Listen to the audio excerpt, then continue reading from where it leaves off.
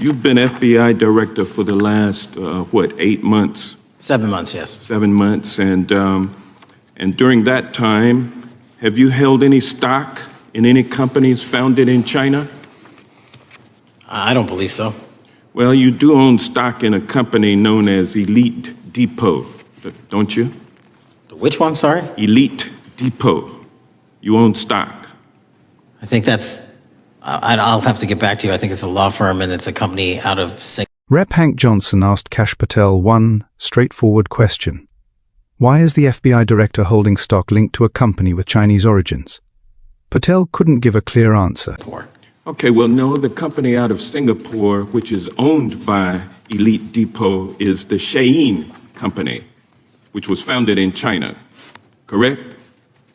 That company operates out of Taiwan. They changed their headquarters from China back in 2022 to Singapore for tax purposes, but it's owned by a Chinese billionaire.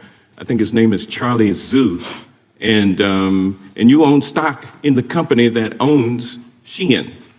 Which I disclosed during my confirmation process. You certainly did. And now, do you still hold that stock in that Chinese company? Pursuant to the Department of Justice, who reviewed my material that was submitted during my confirmation process, I was able to hold certain stocks, and they made the decision. You still hold the stocks that you have? You still hold on to these Chinese stocks, these stocks in this Chinese company? I disagree that it's a Chinese company, but I was in the DOJ, when you're appointed, makes a call on what you can and can't possess. Well, now, let me ask you this. Chinese companies steal trademarks.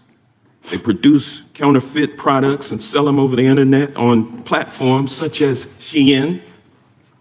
They steal intellectual property. They steal data from American companies. And to me, it seems inconsistent with your role as FBI director that you would own stock in a company that is based in a country that is the nation's premier national security threat. It's like you are putting your own financial security over the security of the nation. I disagree with that characterization. Well, I think the American people look at it like it's a classic situation of the fox guarding the hen house. If the FBI is charged with investigating espionage, economic espionage by companies controlled by the Chinese Communist Party, and you are the director of the FBI, you've got a conflict of interest. Sir, I would just show if there's any intimation that I'm against. Why are you holding on to this stock? It wasn't a decision I made. And it's valued at up to $5 million as of when you last reported, correct? $5 million in stock? No, I don't follow it. You don't follow it, but you're still making money off of it. I don't have any money off of anything. Well, what I have done... Trump's trade policies directly impact the value of that Chinese stock. Won't you agree with that? Which trade policy? I'm not a trade expert. Okay, all right. But I want to tell you this. Crazy on me today. Let me ask you this question. Why are you hiding pedophiles? Why are you shielding pedophiles? Why are you protecting pedophiles?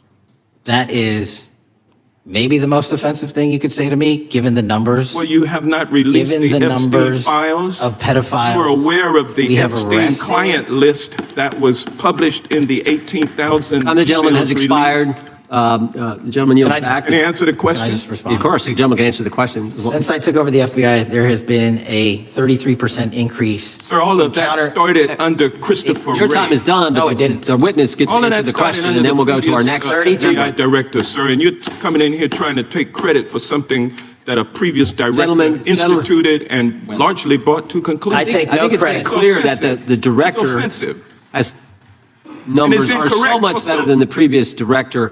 It's Patel, if you want to answer the question. I take no credit. The men and women of the FBI have seen a 33% increase in the number of counterintelligence arrests out of the PRC. And so all of a sudden, when you coming in 7 months ago, gentleman's time has expired.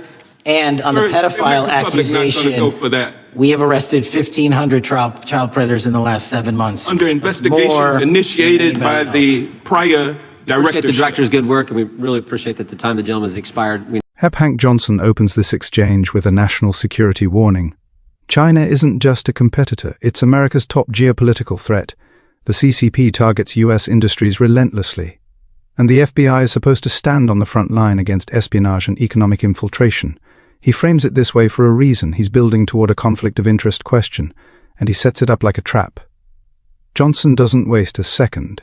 He points out that Kash Patel, the man leading the FBI and overseeing investigations involving the CCP personally owned stock tied to a company with Chinese origins, company connected to Shine's founder, a Chinese billionaire.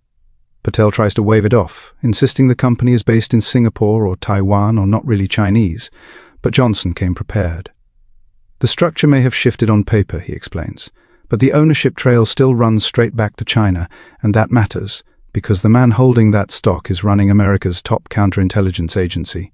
This is where the tension spikes. Fast, Johnson argues, that holding up to $5 million in stock linked to a company tied to America's chief adversary isn't just a bad look, it's a conflict. A contradiction, a collision between the FBI director's financial interests and the investigations he's supposed to oversee, investigations involving companies just like the one in his portfolio. Patel falls back on one line. DOJ's ethics team approved it. Johnson isn't impressed. Approval doesn't erase the optics, doesn't erase the risk. And approval definitely doesn't erase the reality that an FBI director profiting from a foreign-linked company undermines public confidence. Patel tries to detach himself, saying he doesn't track the stock, doesn't manage the money, doesn't make decisions about it. Johnson swats that away instantly. Whether Patel checks the stock price or not doesn't eliminate the conflict. Then the hearing shifts into a completely different gear. Johnson pivots, intentionally, to expose a deeper trust problem. He presses Patel on transparency surrounding exploited children and the withholding of crucial information in high-profile cases. It's sharp, it's confrontational. And Patel erupts, calling the accusation offensive. This is where the breakdown becomes unmistakable. Trust in the FBI, trust in its leadership, trust in its priorities. It all starts to fracture. Johnson accuses Patel of refusing to release key information. Patel fires back, accusing Johnson of personal attacks. The rules fall apart, voices overlap. The hearing dissolves into crosstalk and frustration, with members fighting over credit or denial for investigations that began long before Patel even stepped into the job, and all of it loops back to Johnson's first warning. When the FBI director himself is surrounded by conflicts, contradictions, and evasions, people don't just question him, they question the institution. That's the real story of this exchange, not just the stock, not just the accusations, but the erosion of trust between elected oversight and the top of the FBI happening live on camera in front of the country. Because if the FBI director can't offer clarity, can't offer transparency, and cannot offer a clean break between personal gain and public duty, then every unanswered question becomes its own quiet indictment. This wasn't just a tense moment, it was a revealing one, about accountability, ethics, and what happens when leadership creates more questions than answers.